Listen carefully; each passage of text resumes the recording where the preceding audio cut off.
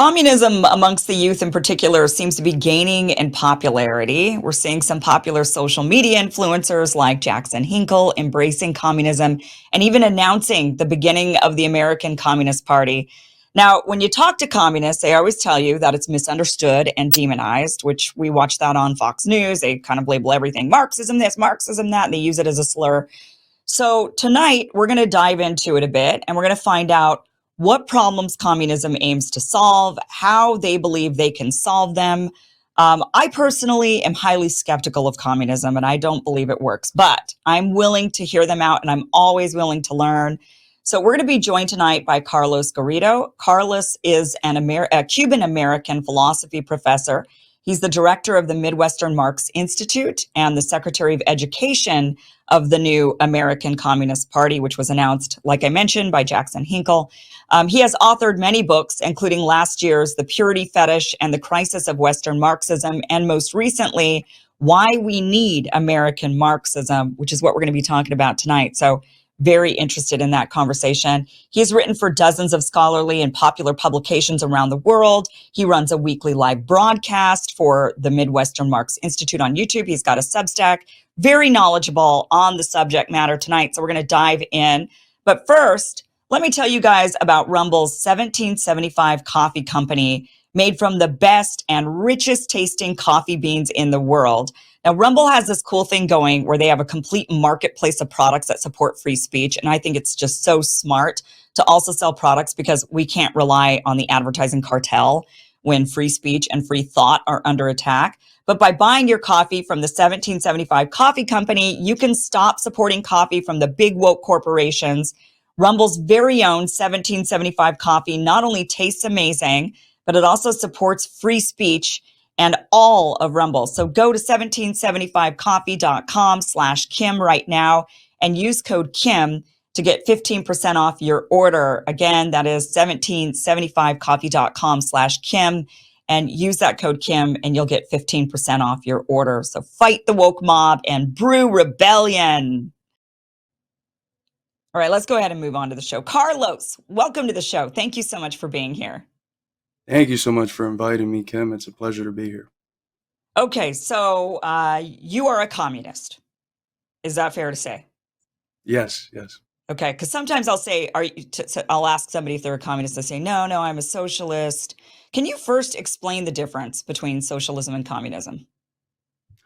Well, you're absolutely right. It's a label I wear on my sleeve. I think a lot of the people that call themselves socialists, specifically within the context of the U.S., they're what they self-proclaim as democratic socialists, which for me, it's a superfluous qualifier for socialism. I consider socialism to be itself a society far more democratic than the one that we are used to living in. The socialists, therefore, usually call themselves that because they reject the tradition of 20th century communism and often the tradition of 21st century socialism.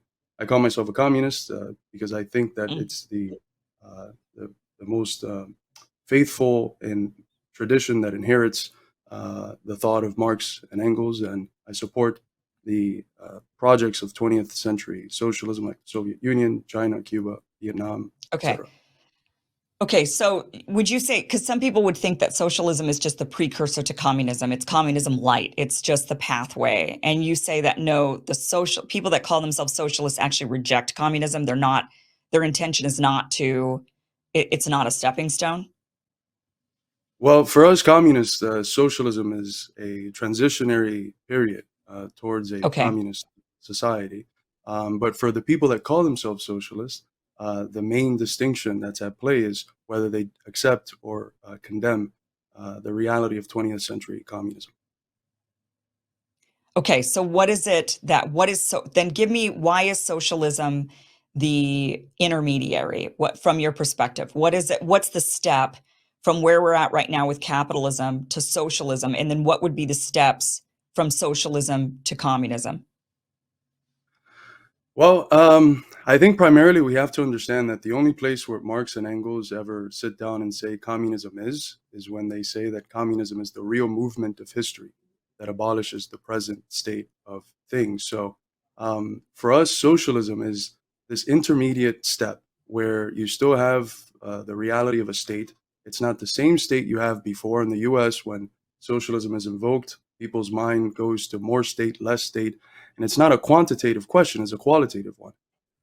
Socialism is a period where the working classes, the people basically, are the ones that have control over the state, its institutions, its cultural apparatus, education, the economy, etc., that use it in order to overcome the fetters, so the obstacles that the capitalist relations of production place on development. I mean, today we're seeing capitalist economies all over the world spiral into deindustrialization, promoting specifically degrowth and the WEF agenda. Socialism comes in as a stage that unleashes the forces of production, our productive capacities, that brings about innovation, and that is cognizant of the fact that because it's still in process, there are going to be lingering contradictions of the past, specifically in socialist states, the necessity to have to battle against the hybrid warfare that American foreign policy has waged on anyone who dares to escape their imperialist grip. And this requires a strong state. We have an ideal of the state itself withering away when it becomes superfluous, but that's very, very far down the line. And the focus now has to be on developing the economy and developing an efficient, not very bureaucratic, strong state that can defend the people's gains and the people's revolution from attacks from foreign forces that do not have, of course, the interests of those people at heart, but the interests of a select few of the capitalist class who hold as supreme the accumulation of capital, or of bankers who only want to see those little numbers in their computers go up. Right. Okay. Explain how that is any different than what the founding fathers envisioned. So, I understand now how we're definitely in a crisis in this country where we do have the big money interests that are in control of the government. So that is becoming more and more obvious to people, where the politicians, the political class, the people in government, they're not actually working on behalf of the American people anymore. They don't care about what we think. They just do what their donors tell them to do. And we're seeing this infiltration in our government. Well, it's been there for a while, but it's becoming more obvious. I think people are pointing it out more, like the influence of Israel and the Israeli lobby on the United States government, how they're just doing anything and everything for this foreign Middle Eastern country rather than what's best for the American people. We've got crumbling infrastructure. We've got homelessness. We have an opioid crisis. We've got all of these terrible things happening, people riddled in debt, people living paycheck to paycheck. We've got all these problems. And our political leaders, they just care about creating more war. You've got Lindsey Graham, on Fox News every day. War. It's a beautiful sight to see. I love war, basically, is what he's proclaiming. Nikki Haley signing bombs. You've got all. So there's definitely now this breakdown, though. A lot of people will point to the breakdown and they'll say this happened with the creation of the Fed in 1910, 1917, around that, in the 1910s. They'll say then that it furthered with like Citizens United, where we allowed the flooding of money into the political system, that taking us off the gold standard was another one, and allowing the banks to just print endless amounts of money. That there were these things that happened in the 20th century where, a series of events throughout those 100 years that have led us to where we are today. But prior to that point, people would say that America was maybe run more by the people, that it was, we've seen this co-opting happen. But prior to that, when you look at the founding fathers and their vision for America, now obviously things were not perfect because we still had slavery and 3/5 of people and, whatever. But with all of that then being reversed, people being a democratic people and a federal republic, that the idea is that the people and the states would then the people would be the ones making the decisions, not the people necessarily on a federal level, because we are a federal republic. So the states run the feds, the federal government, but on a state level, on a local level, the idea is the individuals, the citizens, would vote and have control over their representatives. If we don't like the representatives, we vote them out, we replace them. We could vote on referendums. We can, make decisions. And that would be the people controlling the government and not the government being controlled by these big money interests. So how would you say socialism as an ideology, as you've explained it, how that's any different than the idea of democracy from the founding fathers' perspective? Well, you've hit the nail on the head, Kim. The way that we refer to it is that socialism, communism is Americanism in our current conjuncture.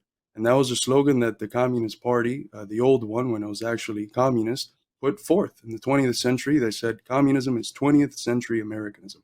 And one of the things that I posit in the new book, and that has been central for the line of Marxism Leninism that we uphold, is that if you're faithful to the ideals of 1776, if you're faithful to the ideals uttered by Abraham Lincoln in the Gettysburg Address of government of, by, and for the people, you cannot be in favor of what we have right now, which is government of, by, and for big corporations, investment firms like BlackRock and State Street, and big banks. If you want actual government of, by, and for the people, and I think this is a very radical idea, it's something that most Americans accept as common sense and they identify with what it means to be American. I'm sorry, but our position is that it's only really socialism that can accomplish that, that can make it real, that could give it some form of actuality. For us, therefore, socialism is not a break with the traditions of the American ideals. On the contrary, it's the making explicit of something that has always been implicit in the ideals upon which this country was founded. And in that sense, we break completely with the entity that calls itself the left in the US, which is deeply anti-American. They look at the evil parts of America, slavery, the treatment of the native populations, the imperialist wars of the 20th century, and they get that one component of this larger whole, and they reduce the larger whole to this one component. And that is Mm-hmm. fundamentally for us a form of thinking that is anti-Marxist. Marxists are able to think of the world in the processes in which it exists in. And if the world has contradictions, we have to tarry with those. We have to engage with those. And the reality is that America, like every other nation, is shaped by these struggles, by these opposite poles, poles that do very good things like fight against slavery, fight against imperialism, fight for workers' rights, and poles that do the complete opposite. And this tension, this dynamic, this dialectic is central to what it means to be American. I think that the progressive pole is the one that defines America more so than the pole that is being left behind. For me, for instance, someone like Martin Luther King Jr. is far more American than the apartheid system that he helped with the civil rights movement overthrow. So you're absolutely right. For us, these ideas are simply the logical and practical conclusion of having a faithful commitment to the American ideals. Okay, but when people think of socialism, they think of handouts. So where does that come into play? Is that something that's actually in the theory of socialism, or is socialism just the people choose, the people control, the people decide? And if the people decide to do that and to create systems of, socialized systems or handout systems, let's say, I don't know what term we want to use, then so be it. But if the people get together and they don't choose that, then they don't. So be that too. I mean, which is it? Well, it's definitely not handouts. I mean, you can look at most of the leaders of the 20th century communist movement, and quite explicitly, you can find quotes that if you don't work, you don't eat. Now, of course, there's people that, for reasons of being retired or disabled, there needs to be some sort of social safety net there to help them out. But if you're a capable individual, you have to work. And the motto in the stage of socialism is from each according to their capacity, to each according to their work. You get what you work for. And I think that's a very American idea. What I am fully against is the parasitism that we see in our current conjuncture, where a small group of people who literally do no work, who produce nothing valuable for society, take all the loot and keep us all immiserated in debt slavery with debts we'll never be able to pay off. That is not only un American, but in a very common sense form, it's the downfall of civilization itself. All throughout civilization, when debts that weren't able to be paid back were accrued, they simply just weren't paid back. And the situation that we're in is one that I think the vast majority of Americans agree is not on the right track, and it's breaking with the ideals that they consider to be common sense. Look, we have to realize that the same class, the same people whose interest it was to lie to us about COVID, to lie to us about the proxy war against Russia, to lie to us about Israel and about the current situation in Palestine. It's these same people who control not only the news media, but who control the education that we're fed, who control what's told to us in history books, who control the entertainment industry. And it's this same class of individuals who have a vested interest in making the American people, whose ideals are more aligned with socialism than any nation in the history of the planet. And this is not just me saying it. Lenin himself admitted that the ideals of the American Republic are the easiest to transition into socialism because socialism is already implicit in it. But it's this class that has completely turned the world upside down, lied to you about everything. And if we're the sorts of individuals that can see how they lie to us about COVID, Ukraine, Palestine, etc., why wouldn't we extend that critical lens? If we know they have a vested interest in lying to us, let's examine critically what they tell us about the history of communism. Let's examine critically what they tell us about socialism. And I think that what we would find, if we go to the theory itself or if we go to the reality, is that the vast majority of things that we're told about communism and socialism are myths by people who have a vested interest in us believing these lies in order to continue buying into a system that not only doesn't represent the people, but is fundamentally anti-American, while using quotes from previous American presidents and a sort of super patriotism that is fully tongue-in-cheek. If you're a real patriot, if you're someone who actually loves the American people, who identifies with the progressive traditions of America, I find it very difficult for you not to be some form of socialist or communist. I myself come to the position of being a communist because I was a patriot, because I didn't like the sort of wretched presence of affluence and despair and indebtedness and poverty that was available to me to see at a very young age in South Florida. It's that absurdity, that irrationality that develops a strong patriotic sentiment in me from a very young age. And that naturally gets translated into the idea that it's really only communism, a society that serves society itself, where it's actually society of, by, and for the people, that aligns with my values as an American, that aligns with values that uphold, creating the conditions so that every human being, as individuals, can flourish in a harmonious relationship with our nation, with our communities. So we're lied to about socialism because it's in the vested interest of the same people that lie to us about everything else to lie to us about that. They tell us socialism means poverty. Well, the three major advances in the history of humanity have all been from socialist countries. It was the period of collectivization in the USSR that brought about at that moment the fastest growth any country in human history had ever seen. And then you have the period of the founding of the People's Republic of China from 1949 to 78. In just 29 years, life expectancy went up 32 years. So that means that every single year, the life expectancy of the people went up by more than 1 year. Human history had never seen anything like that. And then after that period, in the period of reform and opening up from 1978 towards now, we've seen the largest and quickest development of the productive forces of economic development in China that we've ever seen in history. So the three quickest periods of development in human history have come from communist countries, countries led by a communist party. How are you going to tell me that socialism means poverty? Why? Because small Cuba, that's 90 miles away under the nose of the US, that has been strangled by sanctions and a horrendous blockade that has had all forms of hybrid warfare waged against it, with chemical warfare waged against it, with assassination attempts on presidents, with the funding of, through the color revolution doctrine, of groups internally that can dissent against the government. Why? Because Cuba's poor and it's a small country that's blocked off by the whole from the whole world by the U.S. in a way that the whole world condemns it. Now we hold that socialism means poverty. Absolutely not. The countries that have grown the most in human history have been socialist, and everything that the major lies that we're told about socialism are easily disproven by both looking at what the leaders of Marxism, Marx, Engels, Lenin, Stalin, Mao, have said, but also by looking at the reality of 20th and 21st century socialism. Yeah.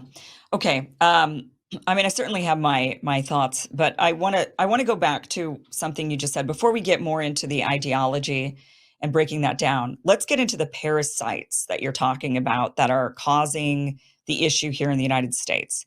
So when you say that there's this sort of parasitic culture that is causing, there's the working class and then there's this other group. What jobs in particular, how are these people, when you're saying this, who specifically are you talking about? Are you talking about like the Wall Street guys, the bankers, the investors? Like which group of people are making a lot of money off of not doing anything?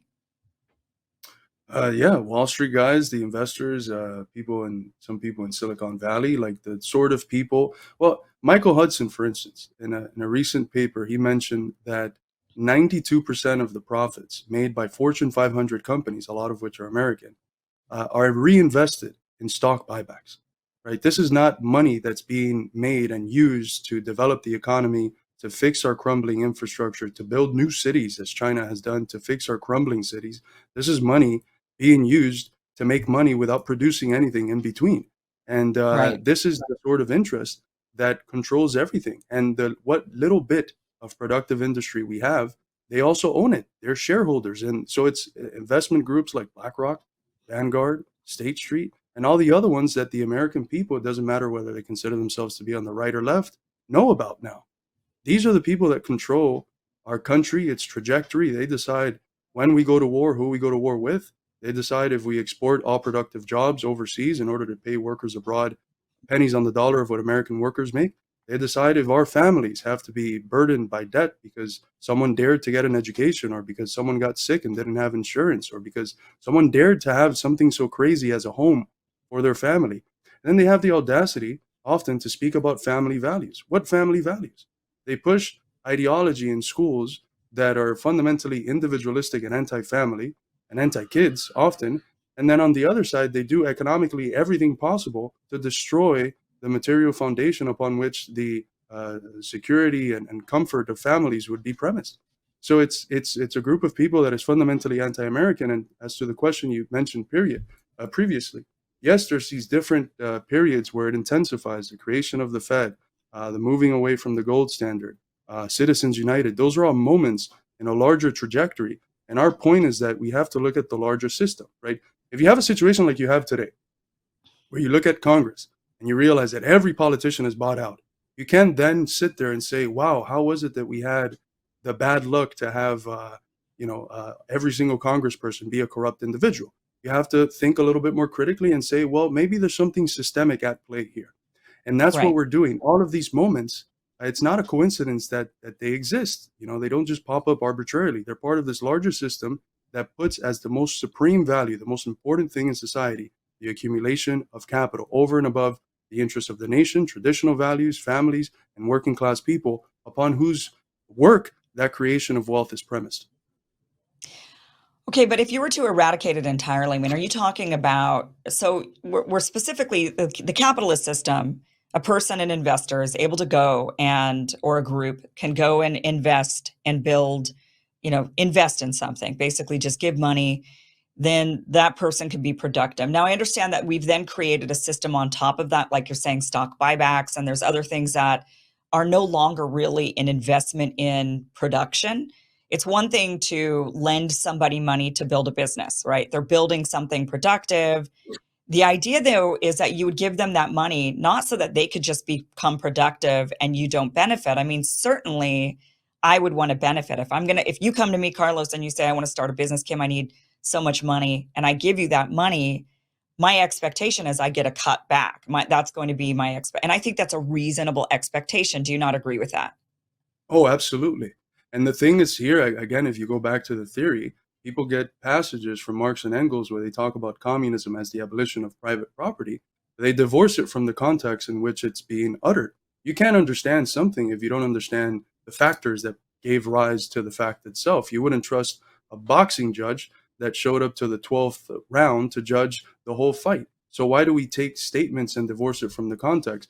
The context that produces statements such as the communism is the abolition of private property are rooted in a specific understanding of private property as capital, specifically as big capital, that creates a society in which the whole purpose of society is accumulating capital. We're not even against personal property. We're not against private property. We're against a system that upholds that interest of capital accumulation to the level of supremacy. So yes, you can have small businesses, medium-sized businesses, big businesses, as China has, as the Soviet Union had in the period of the new economic program, as socialist Yugoslavia had. You can have those businesses. But if society is structured such that those interests are made to serve society and not society serve the interests of the accumulation of a few small group of people, then you have socialism. That's all we're saying. Not that we want to abolish the property of the capitalist class. What we're saying is, if you're actually interested in a government of, by, and for the people, the economy, our politics, everything should not be governed by these interests. And as soon as you switch towards governing society on the basis of serving society itself and the people, you have a socialist system, even if you have I capitalism or capital within it. okay, I guess what I'm specifically asking is, are you talking about abolishing the system of lending and investing? Not necessarily. It depends on what's, for instance, what are the conditionalities of lending, like China has with the Shanghai Cooperation Organization, and BRICS now with the New Development Bank. They're still lending, right? But the conditionality of lending is that that lending cannot be done for the sake of paying back other debts, and it also has to be used for the development of productive industry. So, of course, you can Mhm. continue lending, but that lending has to be premised on the development of the real economy, because that serves society. Okay. So the lending has to be productive lending. So you can't do this sort of like we recently saw the crash in Japan, for example, and a lot of that was because you had a lot of international people or entities taking cheap Chinese yen.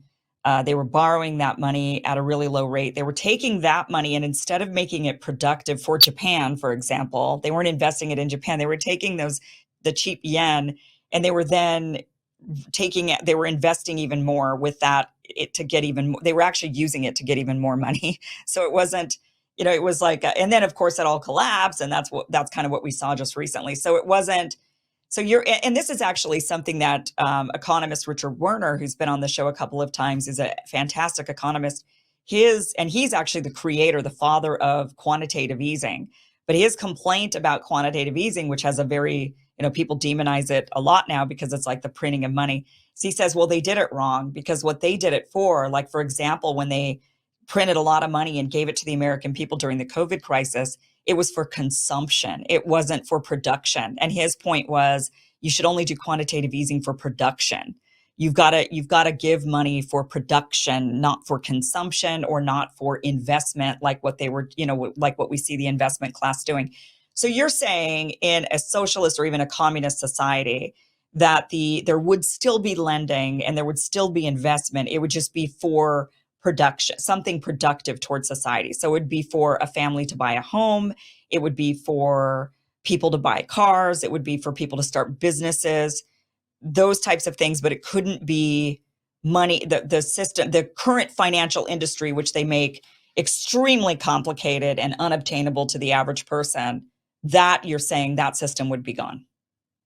Absolutely. And that phrase that you used, making money from money, it has a name. It's called usury. And it's Right. absolutely condemned by most major religions. And somehow people that are participating in these practices continue to have the audacity to call themselves Christians. No, absolutely. I mean, we can look at China. Like, if we were having this conversation in the turn of the 20th century, it would be a little bit more hypothetical. But now it's not really that hypothetical. We can look at China, and China does have its national bank that lends out for the sake of developing the economy. Not necessarily for the sake of just making more and more and more money. No, it's for the sake of developing the economy. And as a party, one of our central initiatives that might seem quite heterodox is promoting small businesses, helping small businesses get bigger and bigger. We have party Yeah. businesses. We encourage our clubs to start businesses. We're not this caricature that has been created by the American media and the American elite in order to confuse the American people that communists are out for your toothbrush, for your car, for your house. No, it's completely the opposite. In the sort of society that we would like to create, the average American is going to have more property. They're going to be wealthier. They're going to have more abundance so that they can live the sorts of lives that allow them to flourish, so that they have more socially available free time to do creative things and do whatever they feel like doing makes them whatever they feel like makes them feel like a genuine real human being while doing it, not slavishly working at a job for 8 to 10 hours to pay bills to people who fundamentally do nothing, and make a whole lot of money from doing that nothing. I don't agree with that. I'll tell you why I don't agree with that. I think that there's definitely a parasitic part of the population, the banking class, for sure. I agree with that. And I think a lot of us would like to do away with that type of the money making off of money making, just that sort of scheme. But when it comes to the attitude that I don't agree with when it comes to communism and socialism is this idea that the workers are doing all the work and the person at the top, the boss, the person that owns the business is not. That they're the ones not, they're just sitting back collecting all the money. And that's just bullshit. It's just not true.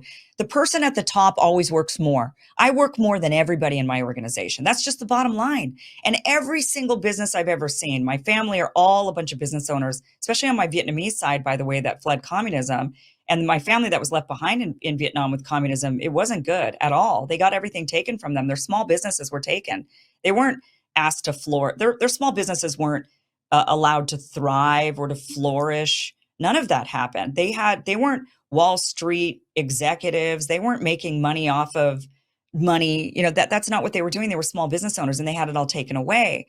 But I'll tell you, the business owners that I know, yeah, they might do well. They're making good money, but they work more than everybody in their organization. They work nonstop. They're workaholics. They're divorced. They get divorced because their wives find, hey, you work all the time. All you do is work, work, work, work, work. The people typically at the top of these corporations or businesses work more than everybody. There is certainly a parasitic class.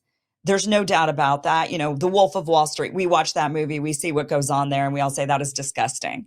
Um, but I would say the backbone of American economy, the small businesses, but not even just small, even the small corporations, they're even the large corporations. You look at Elon Musk, for example. Elon Musk sleeps at his factory. Where does the guy even live? He literally lives in his factory. The guy literally works more than anybody else in his organization. He really does. I mean, he's literally sleeping there. And then, but he can't obviously ask everybody else to sleep there, but he probably would if he could. So I don't know if it's true, this, and that's, I think, my biggest problem with, when I come across people that are communists or socialists, is they have this idea that the person at the top is just making all the money and sitting back while the workers are doing all the work. And I've just never seen that in my, in my worldview of business owners that I've known, from people that are making millions of dollars in a corporation to the business owner who maybe makes, good money to support their family and they own a small blue collar business. They're all working a ton. So I don't know if it's and then but the mentality kind of becomes pervasive. Then you've got all these young people, and this is what I'm seeing amongst the 20 somethings right now, is they're believing that the person at the top is not working. And they then think, I shouldn't have to work as much as they, I should work less too and make just as much money. And that's why they're not getting jobs. You know how hard it is to hire somebody right now in their 20s? They're all crazy because they all sit there and they watch Instagram and they believe these things. Like they believe, well, you don't work much, and so I shouldn't have to work much, and I should be rich and be able to travel the world too. And they weren't willing to put in the hours. Like my husband and I both, neither of us ever took a vacation until we were 35 years old.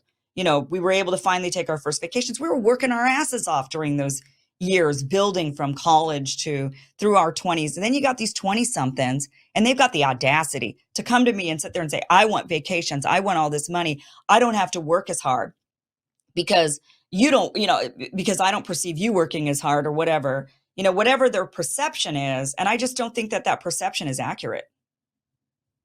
Oh, I absolutely agree. One of the things that I mentioned was that our party wants to promote small, medium-sized businesses, and not just promote them so that they stay where they're at, but so that they grow. I do think that there are a whole lot of enterprises where the people at the top are workaholics, as you said, and without their work as a ship captain of sorts, the company wouldn't be able to go anywhere. And I myself was raised around various small businesses where I can testify to the work ethic that you described. But frankly, those are not the sort of people I'm talking about. I'm talking about the people that actually own and control most of our housing and most of our industries. And those people are not workaholics. Those are the sorts of parasites that, you agreed with me, just kind of sit back and make money from money itself and from investments that they have no part in even overseeing. They hire people to do that. And look, the question here is not even necessarily like, is one person going to accept capitalist industry and its existence in an American socialist society or not. The question here is, are we going to elevate the interests of capital accumulation, specifically the most parasitic forms that it's taking as of recently in the last few decades, to the level of supremacy? Are we going to make the American people, the American state, it's all of its institutions work for the sake of making a small select few that control the government and everything else richer? Or are we going to have a society that promotes prosperity for all, that allows the people that have the ingenuity and the innovative drive to create productive businesses, whether they're small, medium, or large, that allows them to flourish, that incentivizes that development, and that does it in a way that everyone else can also live prosperous lives if they're hardworking people, if they have the sort of uh, apathy to work, and if they're lazy and don't want to work, they won't eat. I told you one of the phrases from most 20th century communist leaders is, you get, if you don't work, you don't eat. So this attitude of laziness that is often found in some so-called leftist spaces, that has nothing to do with what we're promoting in our party itself. If you don't work, you're not going to be in the party. You'll get kicked out of the party. You have to work. So I completely agree with a whole lot of what you're saying. I think that doesn't sound like communism then. I mean, it sounds like there's maybe two different, maybe this is like a evolved, maybe you shouldn't even use the term. I mean, it It sounds is to me like you're communism just because saying, what, yeah, it's a why is it society. communism? It's communism because the foundation, the basis, the purpose, in Greek, the telos, the aim of society is still a social one. It's serving society, creating the conditions so that everyone, individuals and the collective itself, in a harmonious relationship, can flourish, can have free time to enjoy life and be human. As long as that is the central guiding thread, as long as the main components of the economy, the things, the resources that are under our feet, the things that are guaranteed even by the UN, that are supposed to be guaranteed as human rights, things like healthcare, things like education, as long as those things are guaranteed to people, as long as the main commanding heights of the economy are controlled by a state that's of the people. Again, when I say state, don't think about the current American state. Think about a radically new state where it's people that are actually empowered and in power. As long as that's the case, you can have capital. I mean, in the capitalist form of life, we have forms of property from the feudal form of life. For a period of time, we had forms of property from other types of societies. And the point is, which one is the main mode of production? Which one's the central one? And in a socialist society, the central one would be the ones that promote uh, the, the, the flourishing of society itself. And all the other ones are auxiliary forms of production. That's how it happens in China. In China, the main industries, steel, banking, the main industries are controlled by the People's State. They're overseen by the Communist Party, which has 100 million members. And you can have as much capital and capitalists as you want outside of that.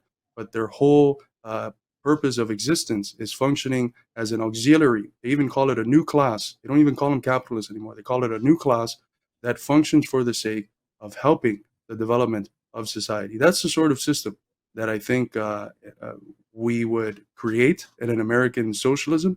And it's something that I think a whole lot of American people, even American businessmen who don't like to see what they are seeing around them, a crumbling society with an elite that sells off the interests of their nation to the highest bidder. I think that's a society even those people would be able to appreciate. This doesn't sound to me like an economic philosophy. This sounds to me like a moral one. So this is one where, like in Japan and Germany, for example, they're capitalist countries. Germany has, I'm not sure about Japan. I actually haven't ever studied their social safety nets, but I know Germany has quite a few social safety nets. But in Germany and Japan, it's unethical and immoral for a CEO of a company, for example, to be making like here in the United States, we allow our CEOs to make hundreds of millions of dollars. They're allowed these golden parachutes when shit hits the fan, and they're able, we allow this morally and ethically, but systems like Japan, or not systems, country, like their ethics, their morals, the morality of Japan and Germany, they think that that is immoral. So they don't pay their CEOs a certain amount, over a certain amount. They consider that immoral. So it's not like the government controls it. It's not a political type of economic system. It's just an ethical one, a moral one, where they just don't, because they find it immoral. same thing with Germany. They find it immoral, right, to pay to do the types of things that we do here with golden parachutes and paying their CEOs.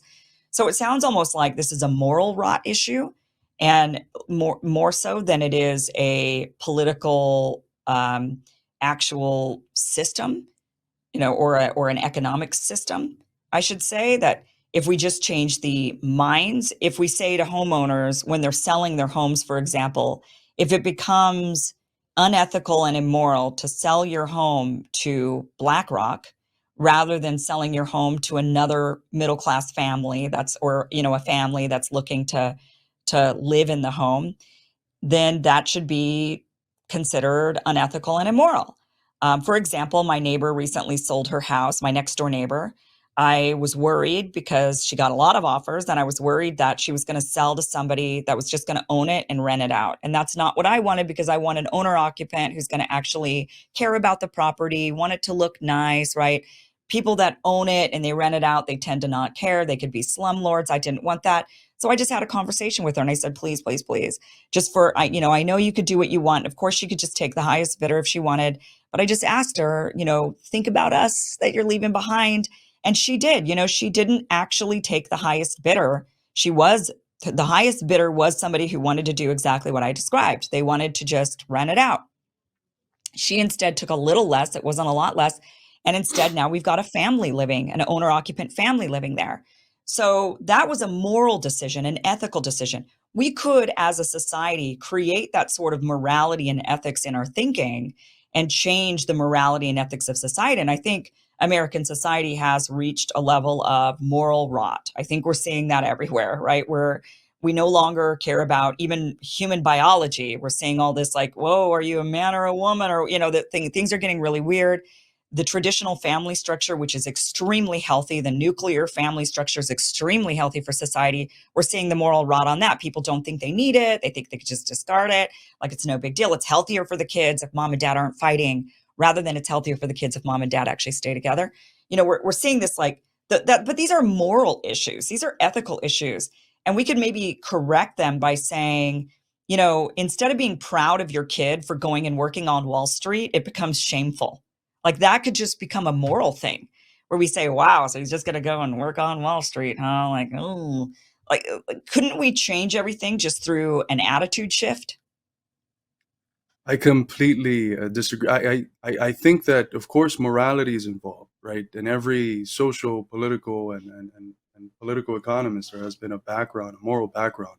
Adam Smith himself was first a moral philosopher before he becomes a political economist. And, indubitably, there's here moral issues that are at play, moral degeneration that's running rampant.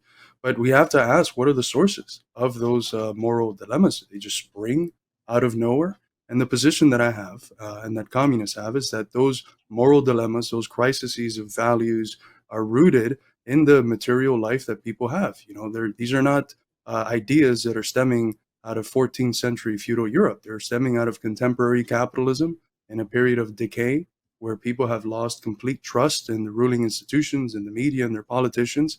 And there's nothing solid and fixed that they can look to as a source of authority and even belief and trust.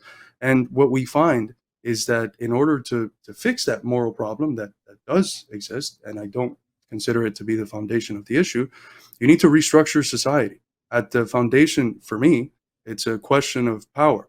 The results of what you were just talking about, the cultural degeneration, that is a product of a society in which the people that are in power are that same class of interest that suck us dry and that are parasites on society. Those two things are not disconnected. And I would urge that the moral component emanates as a reflection of this deeper structural political economic component. And that's why I think socialism is the answer and not some sort of moral revolution or something.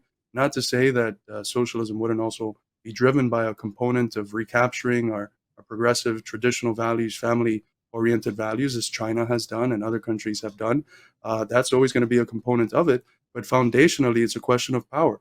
Who is going to be in power? Is it these same people that are anti-patriotic, anti-American, and that represent no interest except that of the accumulation of capital, and that have crafted themselves a state and an economy and cultural institutions and everything to serve those interests? Or is it going to be working class people, um, regular Americans who are actually in control of the destiny, who are actually the ones that are in power? So at the foundation is a question of power. Who is in power? Who's sovereign? Um, are we going to have genuine sovereignty? Like, can we say we have genuine sovereignty if the trajectory of our nation at the current conjuncture is controlled by foreign interests that only care about the accumulation of capital? I don't think that's genuine sovereignty. I don't think that's genuine democracy. I don't think that's a society that's conducive to actual human freedom. So at the foundation is a question of power. And that's why something like a communist party, which I know it's a scary word for a lot of Americans, but it's at its core just a people's party, a party that seeks to represent and uphold the interests of the vast majority of society who work for a living. I think something like that is necessary. And having a party like that at the helm over society, uh, governing the trajectory of society, is what's going to bring about the best outcomes. Yes, you have countries like Japan and Germany that have a different set of cultural values, some of which are themselves degenerating because of these developments of finance capital in these areas. Germany, for instance, is in a spiral of deindustrialization for following America along in its proxy war against Russia. But what the people have, the societies that the stability that they're able to achieve is on a whim. As soon as the people that are in power decide that it's not favorable anymore to adhere to a more social logic, they're done. But if it's the people themselves that are in power, there's a different level of security that you have. For instance, in the U.S. in the 50s, we were able to accumulate a very middle class lifestyle, and the reason why the middle class was the middle class was because half of American society, half of the American people, were able to achieve this level of stability. It was a stability that was premised on the fact that we had a strong communist party, a strong labor movement, and it was able to win concessions. The power structure stayed the same. It was the same capitalist state, the same people in power, but you had a strong working class movement that can ask for concessions from the capitalist class in order to be to create a fairer, juster society or whatever. But as soon as that movement is weakened, everything's rolled back, and we have the period of neoliberalism that just enforces austerity on the people, that rolls back labor rights. So yes, for short periods of time, you could have some sort of stability while still having the same system, the same fundamental state structure as capitalists. But if you want to guarantee those gains, you need to fundamentally change the power dynamics. It has to be the people that are in power. Yes, there could be a capitalist class. You can even get as creative as China has, where they call it a new class instead of a capitalist class. But their practices have to benefit society, not their own private interest to the detriment of society. When it works to the detriment of society, that's when I think we would of course reject it. But we had that stability in America, and it went away, and we have to ask why. Was it just that the bad people came into power? I don't think so. It was that the left, the socialists, the communist movement, the labor movement got weakened, and those concessions that were given to us were rolled back. And if we don't want to repeat a situation like that, then the question should be one of power and not just winning concessions or having rich people pay more taxes so that it's distributed by the same capitalist state to poor people. That's not the answer. That's the answer the so-called social democrats put forth. That's not the one that we put forth. But I think it is. I mean, I think it is the answer. I think the answer is more regulation, more control. Not, and I know regulation's also a dirty word, but I mean, capitalism, every system can run amok if you let it run amok. Even communism, everything can run amok if you let it run amok. I mean, communism can reel into a society that is highly controlling, authoritarian, dictatorial. I mean, because who decides? You say you don't work, you don't eat. Okay, who decides what work is, right? Who decides what work is valuable enough? Who decides what the value of that work is? You would have to have some overarching group that would make those decisions, and it would be highly authoritarian, highly dictatorial. I mean, it would become, that it can become, if you go into that system, for example, extremely, extremely controlling and lacking of any sort of freedom for people, because the person at the top could, maybe, you think you could do it right, and you're not thinking that way. Fine, Carlos, but you're going to be dead at some point we all die, and then the next guy comes along, and that next guy has totally different ideas of what is productive and who is productive and what is considered work. And so that is one of, that those types of things have to always be, there has to be checks and balances, I think, on any system, no matter which system you implement.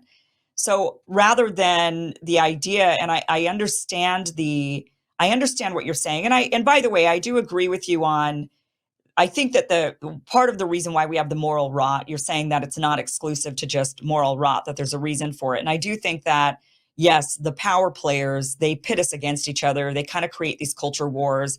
And then the culture wars kind of create more of the moral rot because people start to double down and they go further into their camps, further on each side. And it creates, people just become insane. And that is because they don't want us paying attention to what they're doing, right? They don't want us fighting with them. They want us fighting with each other. And so they create that moral rot. So I agree that there's got to be, we have to put the pressure back on the parasitic class, the banking. To me, it all comes down to that Wall Street banking class that I don't think is bad inherently. I do think that people should be allowed to have investments, that people should have portfolios, that people can invest and lend and have, I'm not against that system at all. I am against it when it becomes parasitic. Like the student loans, for example, are parasitic. I'm not against student loans. I'm against them being parasitic student loans where, you take out a loan and the interest rate is so high that ultimately, like, I took out $35,000 in student debt. And ultimately, by the time I paid it off, I paid $70,000. I mean, that to me is ridiculous. It shouldn't have ever been double over that period of time. That to me is usury, right? That's not just a simple amount of interest. That's double. That's double. That's a 100% interest. So there's definitely, I think, aspects that we could put controls on. We do have control. And I know that that's a dirty word for all the libertarians that are watching this right now, but we do have controls on things such as we don't allow, we don't allow bribery, for example. We also don't allow fraud. So we do have certain controls on things and that we all agree on. And we say these are bad, inherently bad, and are even criminal. So I think that there's a way to put these sorts of controls on capitalism in the same way that like Scandinavian countries have been able to do, to where it's not allowed to run amok, rather than tearing the whole system down and starting from scratch and then hoping that the new system doesn't run amok. Because I don't think you could really point to any system, when it comes to communism, for example. So what's so funny about it to me is that the whole fundamental premise of communism is for the group, the workers, the whole. And yet every communist sits there and champions like Stalin or Lenin or something. I mean, or whatever. It's like, oh, one figure, one guy. How long was Stalin in power during the 75 years of communism or socialism in the USSR? A third of it. One guy at the helm. That is not communism. I mean, what's that? It should be about the whole, right? And yet it seems to always revert to the one and follow the one, this leader, this, that, which is totally, in my mind, antithetical to the entire philosophy of communism. So I find that a little bit funny. But where has communism really worked? Where is it really? I mean, I do agree with you that teamwork makes the dream work. So I think that there are moments in time when the collectivism is needed in order to pull the group out of despair. So when we saw in China, the group being pulled out of despair, that collectivist, that communism that helped them do that, I think was needed in that moment. But then they did kind of do away with it. I get that they're calling it something different, but let's be real, it's capitalism. They just don't want to call it that. But of course it is. I mean, you could just slap a different name on it, but it's the same thing.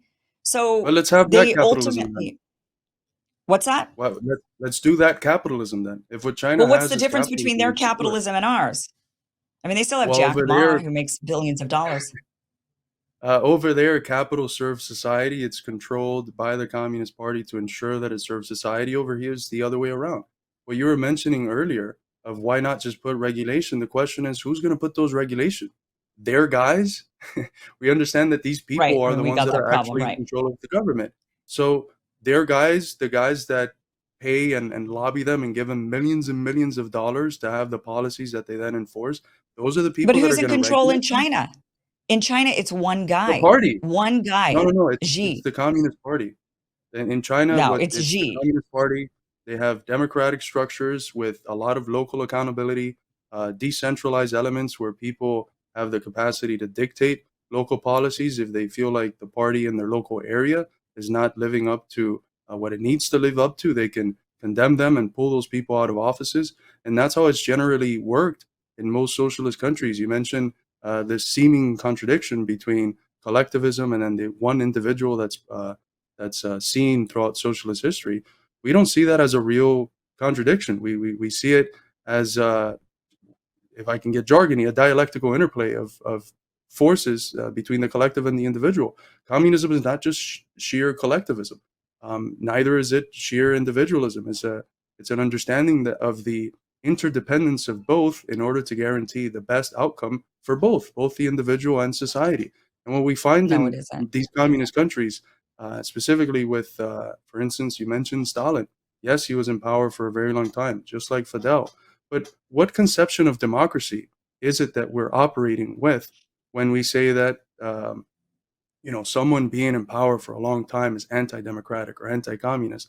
I think it's one rooted in this false notion that democracy is reducible to elections and multi-party democracy, and democracy is 2 millenniums older than the parties themselves. What we have is a distorted conception of democracy here, which reduces it to elections. And the reality is that democracy, if you look at it etymologically, if you break it up into demos and kratos, kratos means power, the ability to rule. Demos means not just all people, but it means common folk. That's the implication that it had. Democracy is nothing other than the ability of regular people to feel like they have a say over their lives, to have genuine Well, autonomy that's over what social communism affairs. is. That's what Communism I'm is no saying. That different than that. communism. No, That's what I'm saying. communism. That communism is democracy. If That's communism were the real, idea of if Leninism. communism were true communism, it would be chaos.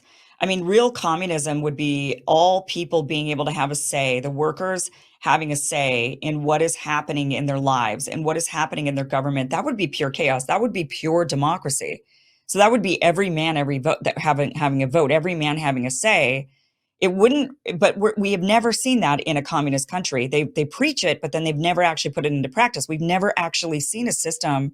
In fact, we see that more in these democratic systems that are highly bureaucratic, and we can't get anything done in America compared to China. One of the reasons why China has been able to move so fast in building itself is because they don't have the bureaucracy of all the people chiming in, because they can reduce it down to just a very small group of people who make the decisions really quickly without having to go through the process of voting, without having to go through the And that's the process point of that I'm then saying. people appealing. And That's, that doesn't sound like that, communism to me at all. That sounds that, like that's that, authoritarianism. That's completely different no, than no. what the concept of communism is. The question is which interests are being upheld. Again, do the people feel like they have authority over their lives and over the trajectory of their country? And you look at a country like China, a Harvard study just came out, so not a institution, that would be too favorable to China. And it said that 95% of the Chinese people are in favor of the Xi government and the trajectory of the Communist Party of China. CIA leaked documents during the Stalin period that have come out thanks to the Freedom of Information Act have admitted that even at the highest points of Stalin's rule, it wasn't a dictatorship. There was formal party democracy, and Stalin was no more than the leader of an orchestra. It was a sort of almost symbolic figure that, yes, had an influence in leadership, but there was democratic accountability through and through. And in the areas, especially local areas, decentralized areas, where people felt like they weren't being represented by the party and the government, they had the ability to freely remove them. So I disagree fundamentally with the idea that in order to have genuine democracy, you need to have a million elections and have people in and out of office. Genuine democracy is about representing the people's will, is the general will of the people represented. And that's something that, without a doubt, in most communist countries has been seen. Even the fall of the Soviet Union, right before it was collapsed, by a treasonous leadership, there was a vote. The people got to vote. Do you want the Soviet Union to dissolve? And 78% of people across the Soviet Union voted against it. And then it was dissolved. So the act of overthrowing Eastern communism itself was founded on one of the most anti-democratic actions you could do. If three-fourths of the people say we want to continue this path, of course, we disagree with certain things, we want certain reforms, we want to continue this path, and then you completely overthrow it. Sure. Where's the democracy there? Yeah, no, I mean, I agree that people should be able to have a say. But when it comes, I don't think Asia is a good example to ever be pointing to. And I'll tell you why. The mentality is totally different. And I say that as somebody who's mixed. I'm half Asian, half white. I intimately understand the nuances and the differences between the two cultures. And Asian culture is one without choice, just by nature. We don't have choices. I mean, even within our own families, your choices, you're going to be an engineer or an engineer. Pick one. The mentality is very, very different in Asia. So when you're looking at China and when they're asked, are you happy with the system as it is, and one leader, Asians tend to feel like as long as they're doing a good job and they're not shaming us, then yeah, fine. But they're not. It's a difficult. I would never try to look at Asia and say, this is the model that we want in the West, because the mentalities are so completely different. Trying to implement an Asian structure. Let me give you a good example. My family being Vietnamese tend to be, like Cubans, very Republican, right? Anti-communist, extremely Republican. So in Westminster, California, down in Orange County, COVID hits. All the Republican areas of California were highly resistant to all of the measures of vaccination and masking, except the Vietnamese community, because they're the Asian Republicans. All the other Republicans were like, we don't want this. This is against our freedom. This is antithetical to freedom. But the Asians were like, comply, comply, comply. Put on the mask, get the jab, do what we need to do. They had the highest rates, in fact, in all of California. It was the Republicans in the Vietnamese community that had the highest rates of compliance for vaccination and mask wearing. That's because of Asian mentality. So it's totally different than Western mentality. They have an inherent do what is best for the group. As a family, like if you do one thing that shames the whole family will just stop talking to you. There's a huge culture of, we work together, we do things together, we help, and we do what's best for the whole. That is bred into us from the time that we're born, no matter where we're born. So, because it's cultural. So, I don't know if Asia is the best example of it working and why it works and the happiness of the people. I don't doubt at all that the Chinese people are happy in their system. I hear a lot of these Americans here that want to overthrow the communist regime in China. They, oh, we got to get rid of the CCP, whatever. And it's all, it's like, oh, okay, yeah. No, the Chinese people are happy. Leave them alone. That's what they like. That's what they want. That's their culture. And it's working for them really well. But I don't think we could take that system and then implement that into Western mentality. Western mentality is just simply different. Now, we could debate all day which one's better. Myself, coming from a mixed background of having a very intimate viewpoint of both, I would say that neither is better than the other. They're different. There's definitely pluses and minuses. The collectivist mentality of the Asian culture is depressing at times and confining, very confining, to be told you can be an engineer or an engineer. Confining to be told, like, they're very traditional. Being gay, you're ostracized from the family. There's a lack of individuality. There's a high value put on the collective and on, which is good. But then at the same time, my Asian family's been highly successful coming here to America because of that. Teamwork makes the dream work. And that is true. And I see that compared to my white side of the family. So I see the value there, but I just don't know if we would be able to implement an Asian system over to Western culture and have it work when the mentality, and I think we need both. I do think that there's value in the Western mentality of individualism and creativity that we don't see in Asian culture. One thing is, Asian kids can kick ass in math and engineering, but they're not creative. And that because they're not, of course, there's all, I mean, I'm speaking in generalities here, but that is one thing that even educators over in Asia will say, Western educators that go over there, they'll say, yeah, I mean, these kids will beat you in calculus, but when you start to ask for innovation, that's not what they're taught. That's not the pride. And whereas in the West, it's, be creative, do what do all of these things. So I don't know exactly how you implement that system and bring it over to the West. It didn't really, I mean, and in it, I guess Russia, the USSR had that attempt because they're kind of a mix of the both of, West and East kind of meets there. But I don't know how successful that was. I mean, they're doing well now, but what would you call their system now? Their system's certainly not communist, and I don't even think it's socialist. No, no, no. Russia, without a doubt, is not either. It's not capitalist in the sense that we know of it in the West, but I think it's itself in a transitional phase, and it always has the legacy of the Soviet Union behind it, informing its decisions and doing so more and more as of recent. But I couldn't agree with you more. There's civilizational differences that are clear between the Chinese and the American. I perhaps would provide a little pushback as far as the innovation. I think you should give perhaps the Chinese a little bit more credit in that area, especially as of recent.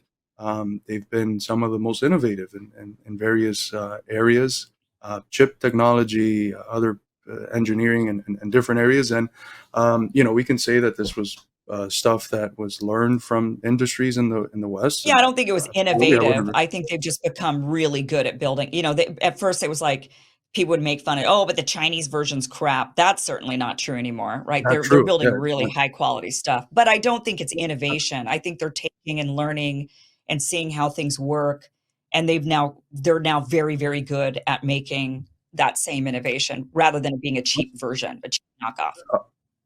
I'll say this. I think that if perhaps they lack that more romanticist component of the artist that we find in, it's the archetype of the artist that we have in the West, they're in many ways, and this might sound bombastic, very American in the sense that they're driven by a pragmatism. And historically, the pragmatist philosophy is an American pragmatist philosophy from Right. Sanders Peirce, James, and Dewey. And in China, the only place where John Dewey's work, the main American pragmatist philosopher of the 20th century, has been fully translated, has been in China. They draw a lot from the tradition of American pragmatism. And this wasn't just the Chinese, the Soviets as well. Stalin finishes this one text called Foundations of Leninism by saying that we need to be able to combine the Russian revolutionary sweep with American efficiency.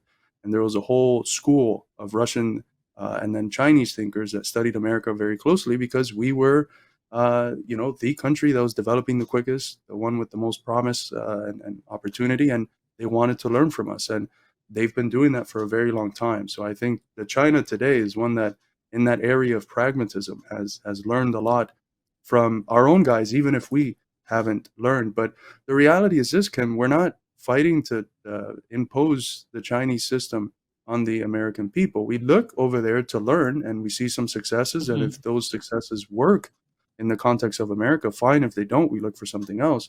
The whole point of our party and of our line of Marxist-Leninist thinking is that socialism here is not going to be something foreign brought in and imposed on Americans, but it's something that's going to grow out of the soil of the American people and the ideas that they accept as common sense. And there's nothing that the American people enjoy today, out of the few things that they enjoy today in the order that they have, that we seek to remove. So things like the Bill of Rights, which is not very much respected by the current state of affairs, those are not things that we seek to strip.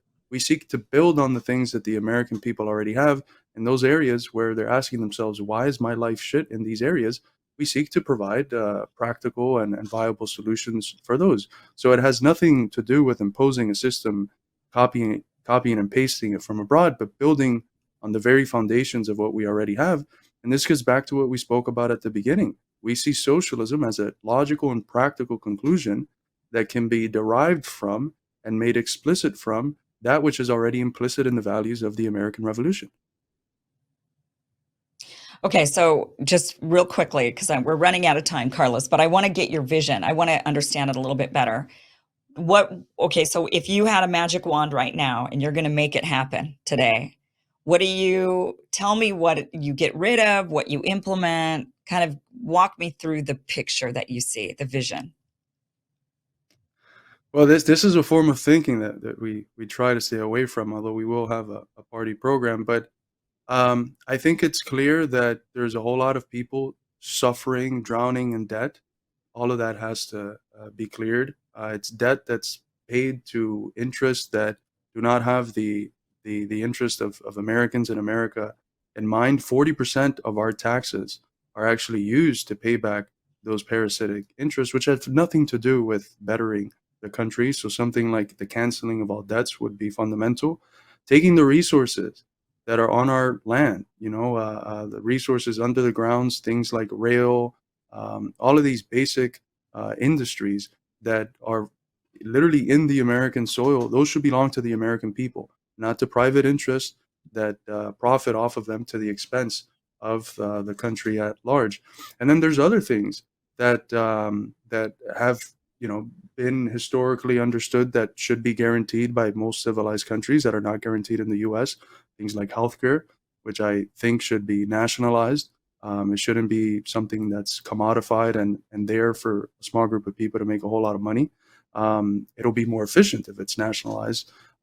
Things like education. It shouldn't be the sort of thing that if you dare to get a bachelor's or a master's or a PhD, you should be in debt for the rest of your life. I mean, I myself, I have a family, $100,000 in debt before even getting started. For what?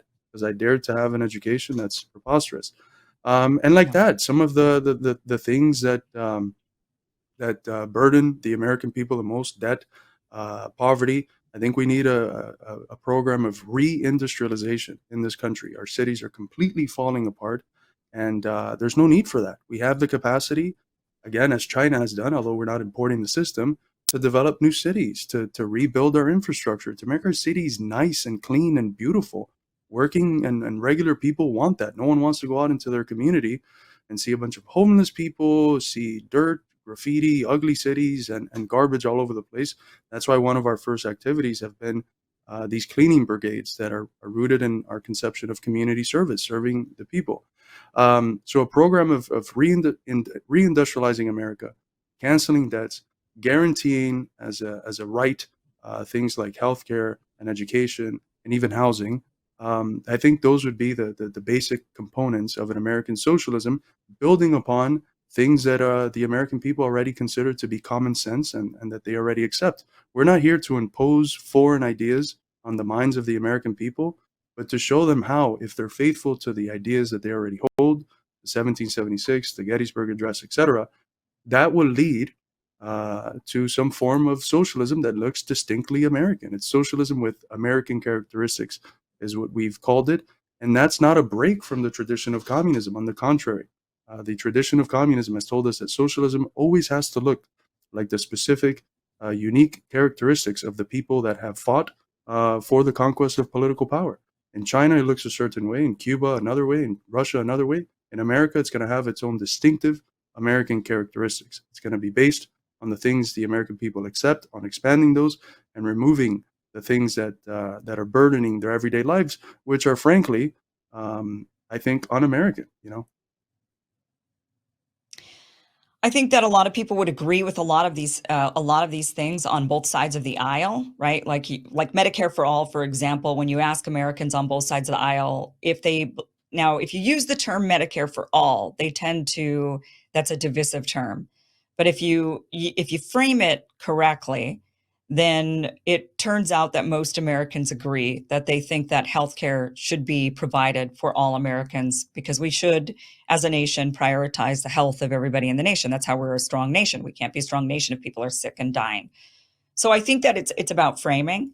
I guess my big problem is the framing of communism. It almost sounds like this is a fed up. I'm not going to lie to you, Carlos. And the reason I would say that is because why are you guys using these terms? If you're really trying to convert people to these way of thinking, if you really want to actually get these ideas to where they take hold and if you're saying it's an American brand, like it's uniquely American, then suddenly, it's almost like this is like a dream that, for BlackRock to hear you guys saying all of these things that most Americans would maybe agree with, but then you're slapping the label communism on it because they're like, oh, this is going to turn everybody off. Nobody's going to go for this. And they're right. And they would be right. Nobody's going to go for this because you're slapping the label communist on it.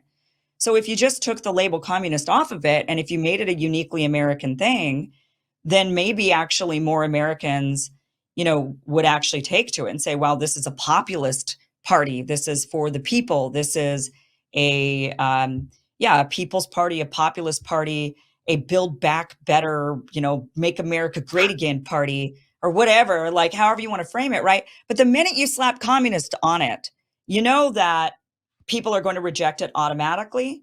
People are going to associate it with China or the USSR, that this is just going to turn people off from these, I think, very common sense ideas that you're actually bringing forward about student loans, about healthcare, about housing, about not letting BlackRock buy all the houses and turn us all into renters, about WEF, all of those things. But you slap the word communist on it and suddenly now people are turned off. So why are you guys doing that? Because it is communism. That's what communism means in our context. That's what the people in our tradition, like the old Communist Party, the slogan "Communism means 20th century Americanism" comes from an era where the party was at its biggest. It had, the story goes that it had 1 million card-carrying members. It was never that high, but it was a very influential party. It had a lot of popular artists, people like Paul Robeson, who's at his time he was the most famous one of the most famous artists in the world. He was American. He was in the party, wrote for the party paper, and we never. That tradition is one that, if I may use the phrase of the youth, stood on business, and that's what we aim to do. If it's communism, what we're doing, and it's communist what we are, why would we lie to the people? Yes, it's American in character, and it has an American form, but it's communism, and I have faith in the American people to not reject something that they so substantially agree with and understand that's common sense just because of fear of a name. This is something that I live in the heartland of America, Iowa, Illinois, where I've spent the last 10 years. We have had no trouble pulling from people that are, for instance, in MAGA spaces. Most of the people we've pulled from are MAGA spaces. And when you talk to them, you tell them the basis. Sure, at some point they might be scared of the word, but if you reply like, "Are you, you think it's really rational for you to be scared of a word? I mean, I don't care what you call it. Call it for your own sake, Kleenex, whatever. Call it something else. But if you agree with the substance, why be scared of the word? How is that honorable? How is that, for some of these men, how is that manly to be scared of a word? Really? I have faith in the American people to see through the fear of communism that has been imposed on them on the basis of lies and myths from the McCarthyite era by people who they already disagree with and distrust. And then at some point, perhaps not call themselves communists, but have faith that we're the sort of people that are fighting to uphold their interests. And we're not going to be perfect. We're going to make mistakes, and we're going to be, as good Americans, pragmatists about it. When we make mistakes, we'll correct and take the course that is best for the American people. That's not something that could be said about the current ruling elite of this country. Well, I appreciate the conversation, Carlos. I'm not convinced, but I appreciate the conversation. There's still a lot, I think, and I think one of the biggest problems, I'll just be honest, one of the biggest problems is that whenever communism is discussed, it's kind of like discussing taxes, like tax law or law. Like it starts to get really flowery and difficult to understand. It starts to get into philosophy and rather than hard action. And that is, I think, what people want in order to understand it fully. People need to hear concepts that are like, just tell me how it's going to be. What are you getting? What is it specifically, rather than these kind of abstract ideas? And I think that it tends to get lost in the abstract ideas.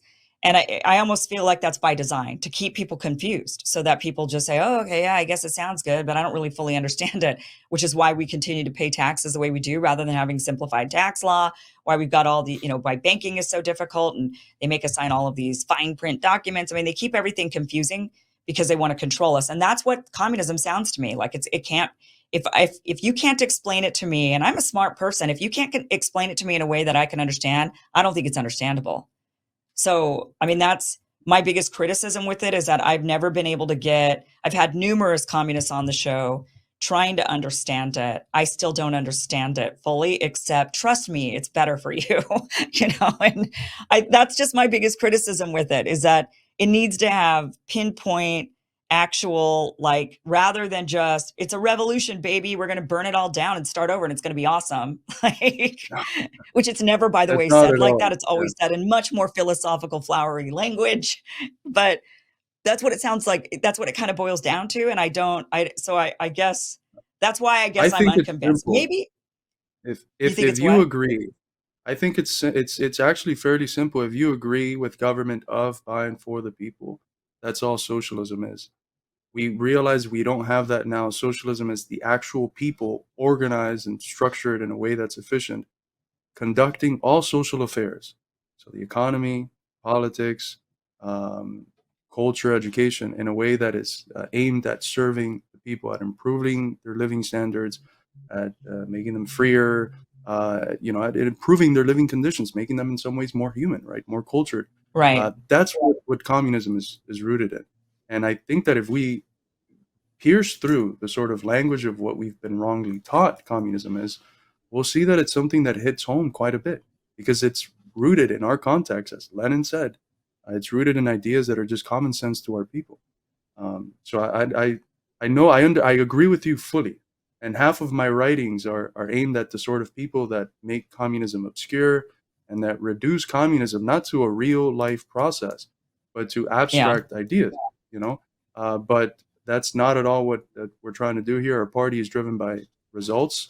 For instance, if we can have the most perfect theory and analysis of contemporary affairs, if we're not bringing in the results, we will come out of power. The leadership is going to get thrown out of power. That's written in our